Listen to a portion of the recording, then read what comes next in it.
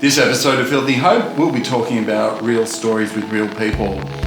There will be mention of mental health issues. We hope that you find hope in that.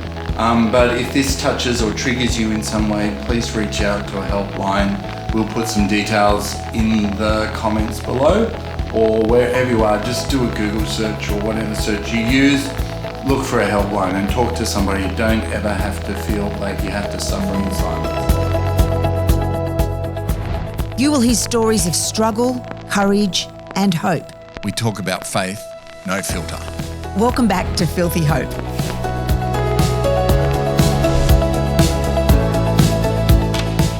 Hi, Reverend Brother. Reverend Sister. How are you? Well, thanks. We have a special guest.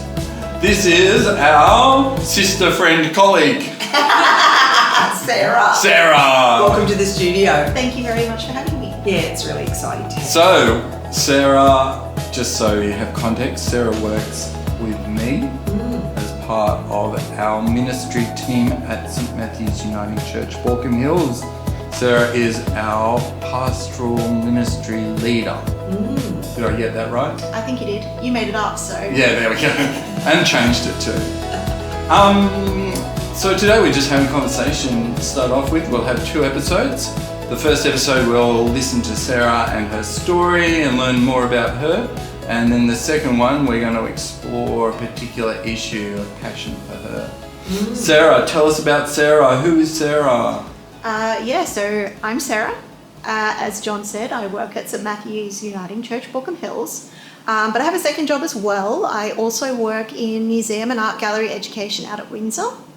I have a husband. I have 2 sons, one in high school, one in primary school.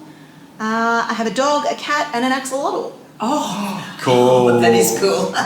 It is cool. Can I ask you, one of the boys even has a t-shirt that is maybe that an axolotl on it. I love that. Can I ask you, which is your favourite of the pets? Her husband. No. Sons, no.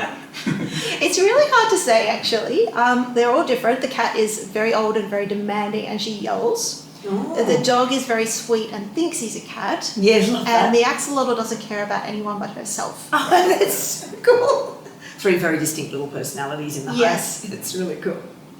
So Sarah, Filthy Hope, you've watched a few episodes, I know, you know the jam. We like to be radically honest and talk about the fact that life isn't always as perfect as we sometimes portray on social media.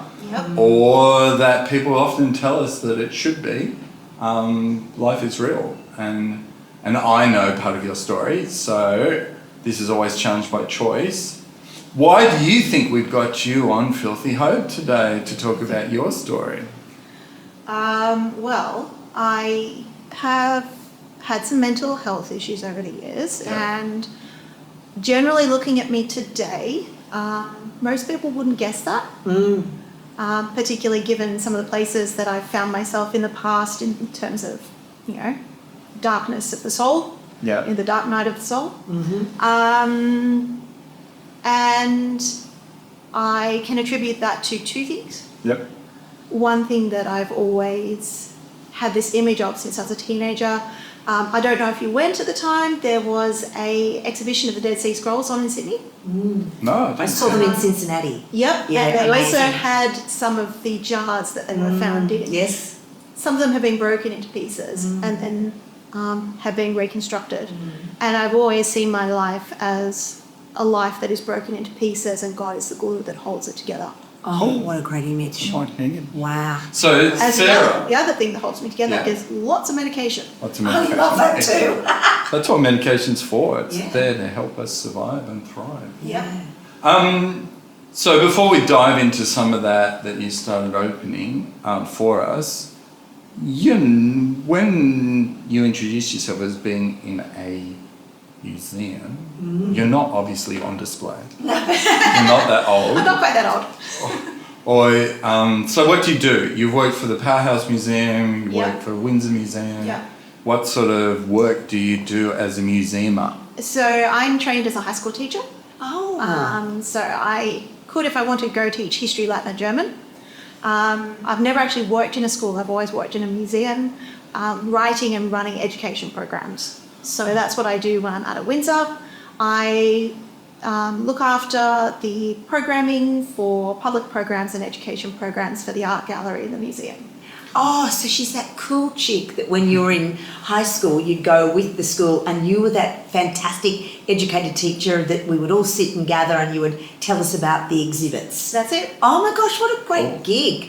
And she's done programs, I know, with robotics and Yeah, all you sorts get of paid cool to stuff. play Minecraft. But you've got this really interesting collection of education as well. Yeah. Like when we were chatting, can you share about your education? So when I left high school, I went and did an ancient history degree. So I have a degree in ancient history. My honours thesis was in Coptic martyr texts and Coptic hagiography. So that's a bit of a weird term that historians use to talk about writings about the saints. Right. So translating and analysing some of those texts. I have a Master of Teaching.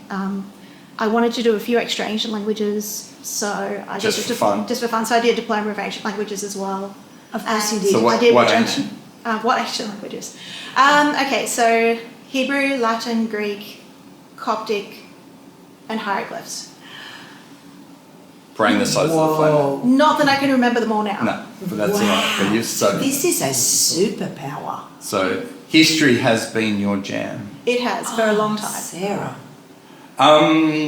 So let's hear about some of your history, though. You know, not that you're on display in the museum, but you've got a really interesting story. What was life like as a young person before you discovered this passion for ancient languages and ancient stuff? Well, I did discover that pretty young. Yep. In about kindergarten, I gather, from my parents. I've always had this sort of passion for history, but I had a pretty happy family as a childhood. I've got great parents, great brother. But when I got to about 8 years old, something kind of switched in me. And looking back on that period of time, it's almost like in my memory, the world just seems darker. Yep. From that sort of time forward, and I started having nightmares. I started having a lot of fear, a lot of anxiety. I was having a lot of obsessions. I ended up later, as a teenager, being diagnosed with obsessive compulsive disorder. Yep. That was already starting to come through when I was in primary school. I was afraid that people could hear my thoughts, and so I would walk around counting so that no one could listen in on what I was thinking. Oh, wow. Things like that. Yeah. Wow. That must have been So, very I bewildering, see. don't you think? Yeah. Very bewildering as a little kid. And to Did you- not know a lot about Yeah. OCD at the time. And did they talk about, was OCD something that we were talking about then? Well, so I didn't end up being diagnosed for probably another 10 years. Yeah, wow. It wasn't until I started having full-on panic attacks that everyone kind of went, oh, this isn't normal, and we can kind of see there's something Yeah. very obviously wrong now. Yeah. So, how did it make you feel? Like, what did you think was happening in the world? Was it something wrong with you, or did you get an inkling that it was something to do with you but not your fault? Or It's kind of hard to say. Like, I felt scared a lot of the time. Yeah. I had a lot of anxiety. I was quite scared of dying. I had this idea had come into my head that I would die, or someone that I loved would die. Yes. And that was something that was really hard for me to accept, because I used to think a lot, and this was something I would think about. yeah. And often parents, when they have a child that has all this big thinking stuff, thinks and says, oh, they're just a very big, intelligent figure. Just sensitive. Yeah, yes, that's right.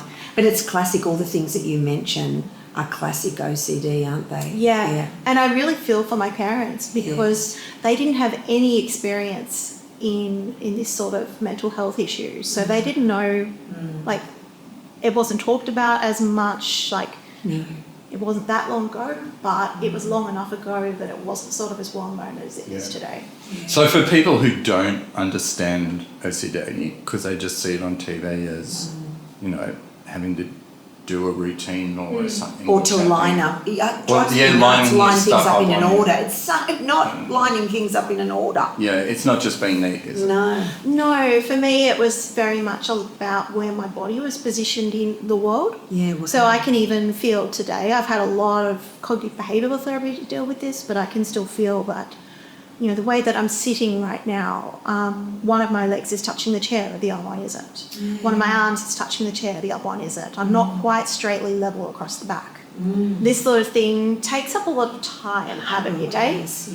Even down to simple things like, I would open the drawer to get a spoon out for breakfast. And that could take me quite a few minutes to be able to actually pick up one of those spoons and know which one was the right one to take. And it wasn't that, I'm not trying to offend the spoons by not picking one. It's just there would be a sense that that's not the right spoon. I need that one, but then I might touch another one. That's not the right spoon either. So it's time consuming. It's very time consuming. Getting ready to go to school. Yeah. Imagine, did your parents get frustrated with you? Come on, Sarah, just get your bag and let's go. Was it like that, or were they deeply empathetic? Sometimes they did get frustrated. I do remember one night I would often do things with both hands instead of one because I liked everything to be balanced. And I remember one night having this discussion with my dad. He's like, just touch your nose with one hand. You can do it. Like, just do it. It's not that hard. I'm like, I can't. I physically cannot do this.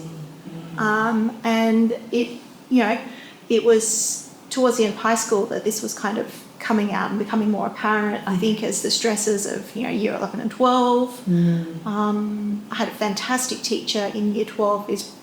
Between him and my parents, this is the only reason I finished the HSC, and the child psychiatrist that I was seeing to deal with all of this. And did you cop any flack from friends, or were they just sort of, that's just Sarah and they coped with it? I had a fantastic group of friends. My two closest friends from primary school all the way through high school, we had dinner last week. We still see each other. Did you have like frenemies, the ones who didn't get it and bullied you or anything like that? There was a little bit of that, particularly with everyone having their own, own stuff going on in year 12. There was a little bit of people not understanding each other. It was a bit difficult to deal with, but... And just between the years of sort of 13 and 19, they're very tricky developmental years, and then add hormone to that, and then add the chick thing, and then add mental health issues on top of that, and undiagnosed mental health that's sitting, bubbling away at the surface, and you're trying to manage and hold all your bits together, probably masking phenomenally well. Using all your superpowers to keep it together. Keep it together. It's just incredible. Did you mask at school and then unleash at home? A bit, yeah. And I think I had quite a supportive school, so they let me go home if I didn't have classes. And as I said, Mum and Dad were fantastic. Mum turned up to school one day in year 12 telling me that I had to leave early because I had a doctor's appointment. And I'm like, I didn't know about that, but, it makes sense. I've got so many doctor's appointments at the moment. So off we went. We're walking down to the car and she goes, right, we're going to the RSPCA to get you a cat. Oh, I love your mum! So good. And so I have my cat Archie. Archie's still to today. He passed away about 4 or 5 years ago, finally. Oh, Mum, what a weapon of a mother. Yeah. But he was amazing. Oh, yeah, great comfort. Yeah. So, OCD, diagnosed, about 15? About 17. 17? Yeah. But you also talked about darkness, because that doesn't sound like the OCD was the darkness side of things. Yeah, so I was also quite depressed, particularly as a teenager. So I was diagnosed with depression as well. And I, particularly towards the end of high school, was really struggling with that. Struggled a lot with self-harm as a way of coping, almost as a way to just somehow experience physically what I was feeling emotionally. Discharge the pain. Yeah.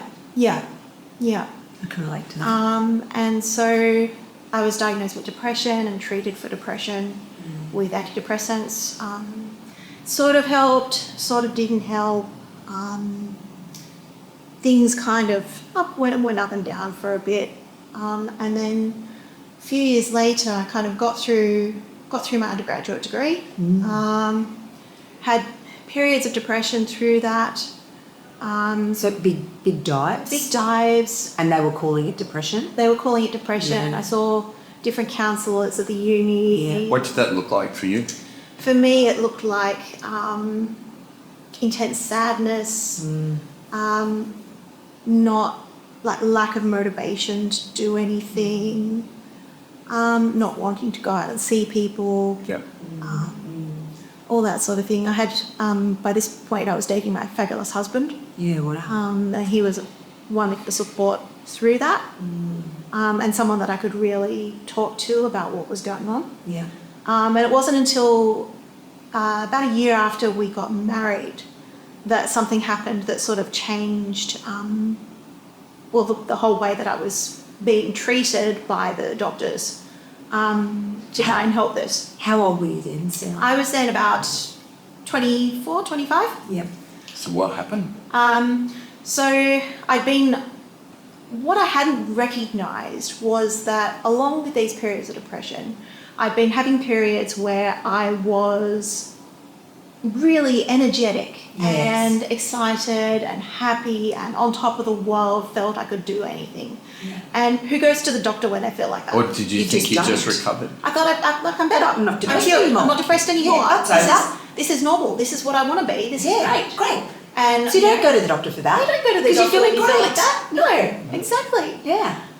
But this time it kind of went too far. And so I had been very, very depressed, and it got to the point where I was taken to hospital because I was very sort of seriously considering suicide. Yep. And my parents and my husband were like, no, we need you to be somewhere safe. Yeah.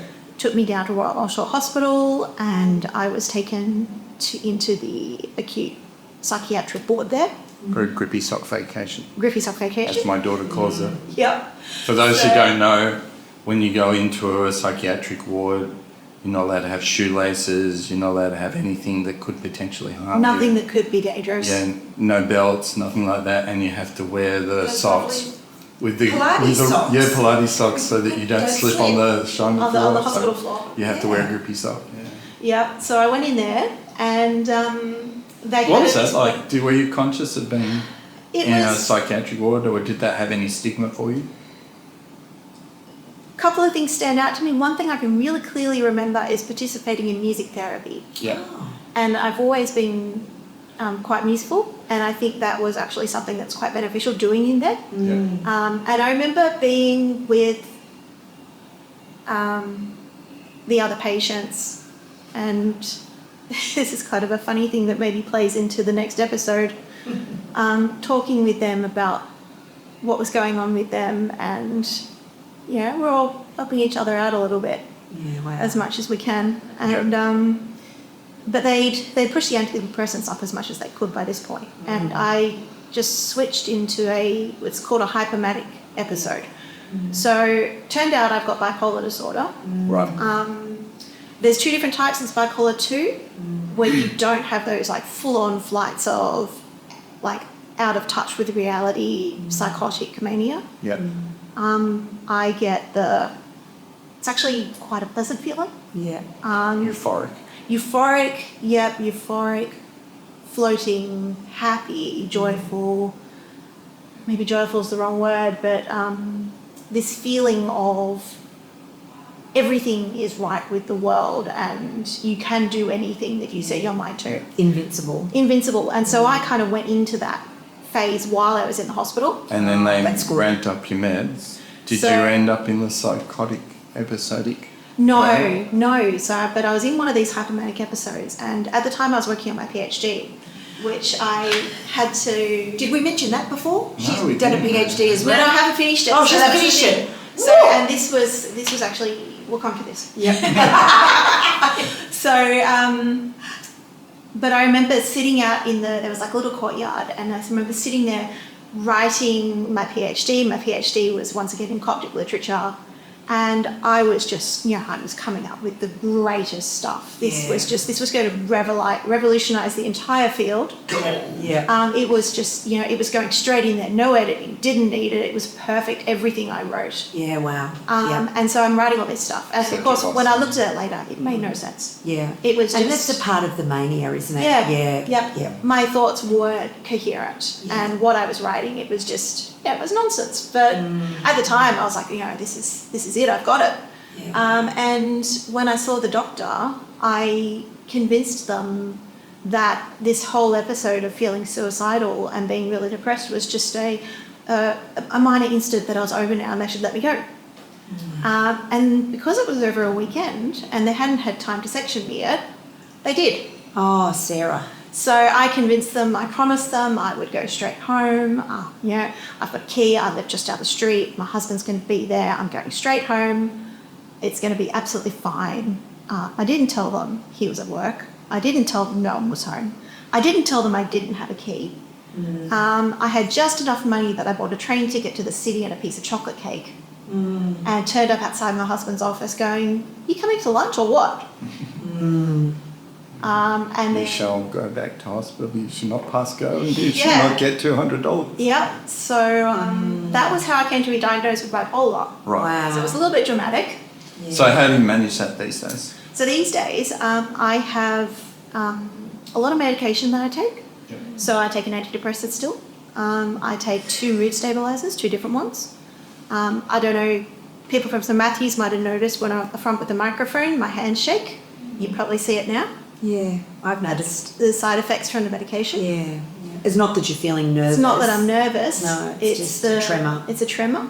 Yeah. I also take an antipsychotic at night. And I have some other medication that I can take on and off as I need it if I feel that I'm starting to slide into either a depression or a hypomanic phase. Right. So you have that sense. I have that. Over the years, I've gotten to know what that feels like. And I've also... And the medication helps you stay balanced enough to know that you're tipping. Yeah, and to realise that. Yeah. But it's been a bit of a challenge because for quite a number of years, it was...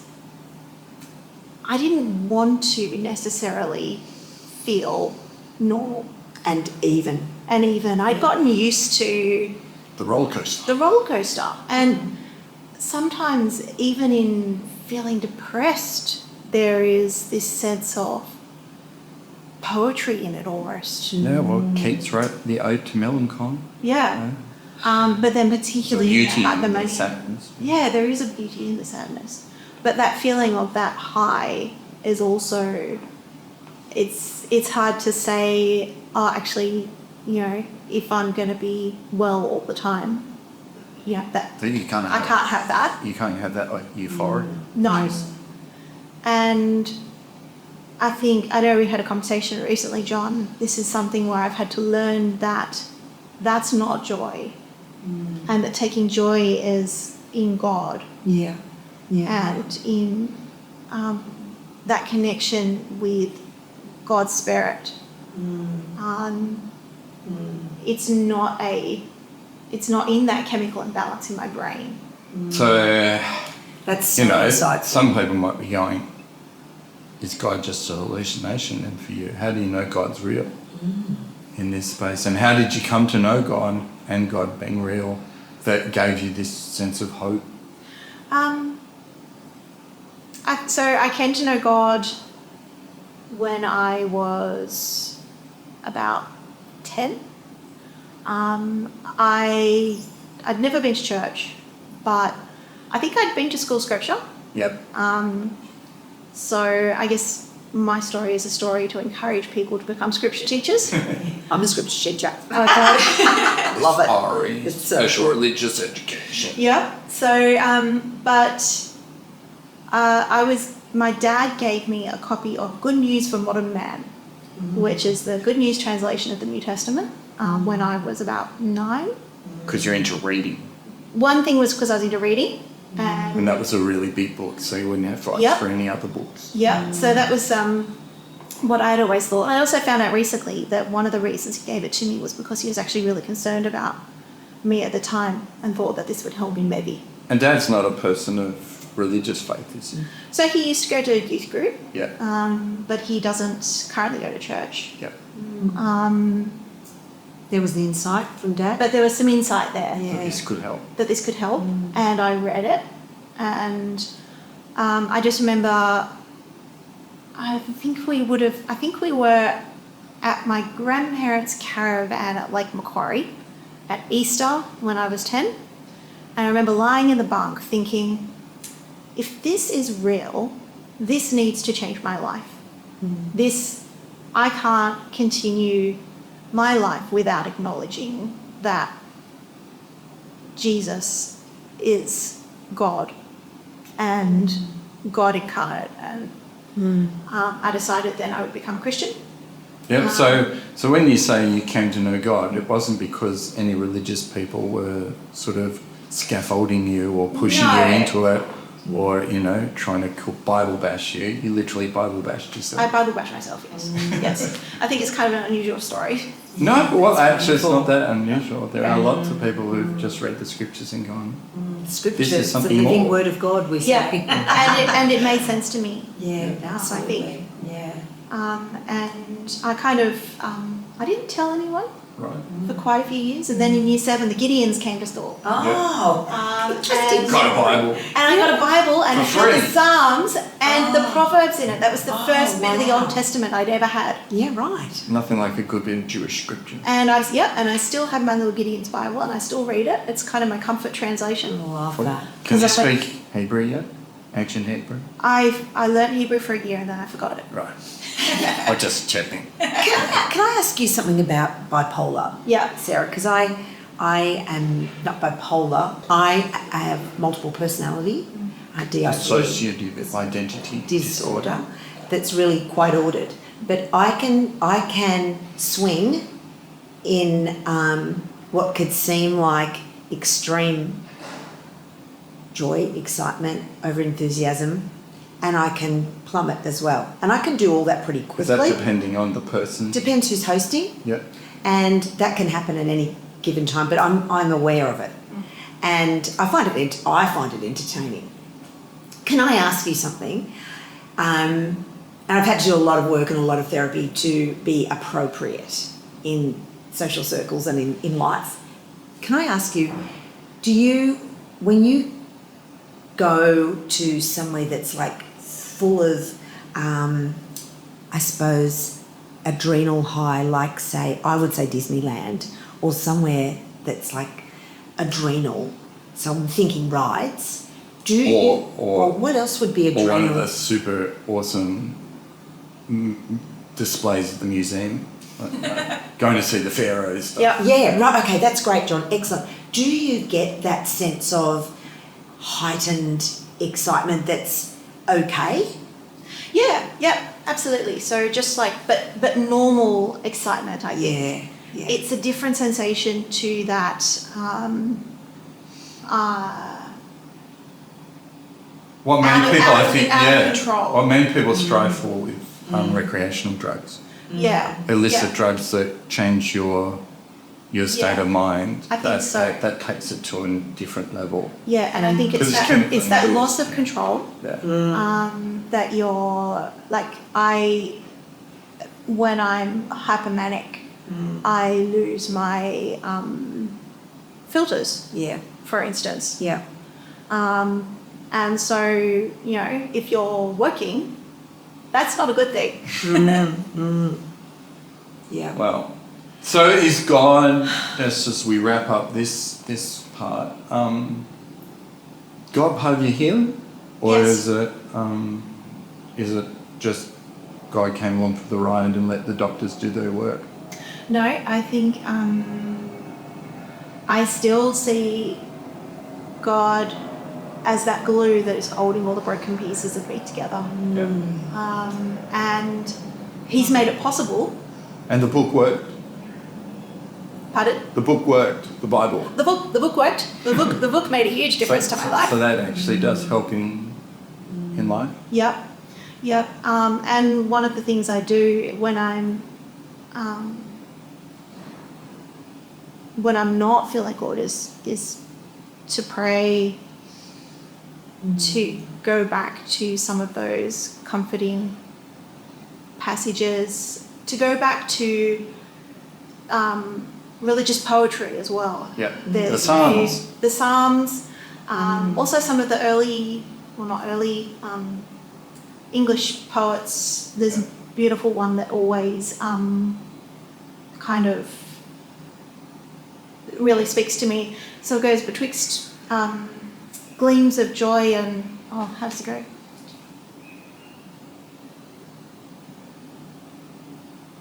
Okay, we'll start again. Sure. Betwixt gleams of joy and clouds of doubt, our feelings come and go. Our vast estate is tossed about through ceaseless ebb and flow. Mm-hmm. No form of thought, no form of feeling.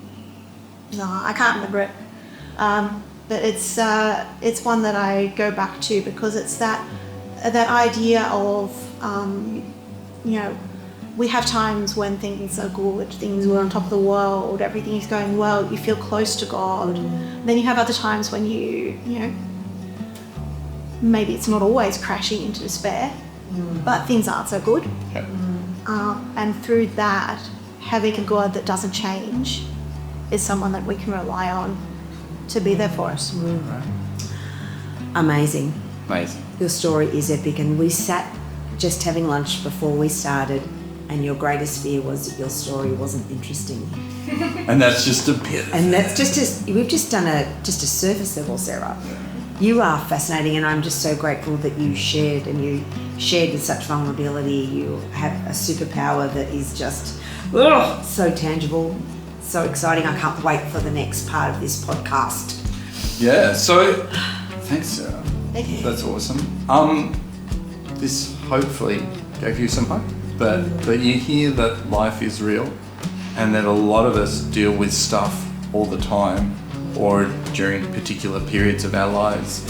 And then betwixt it all, there seems to be something that's working for our good in our lives, as Sarah said.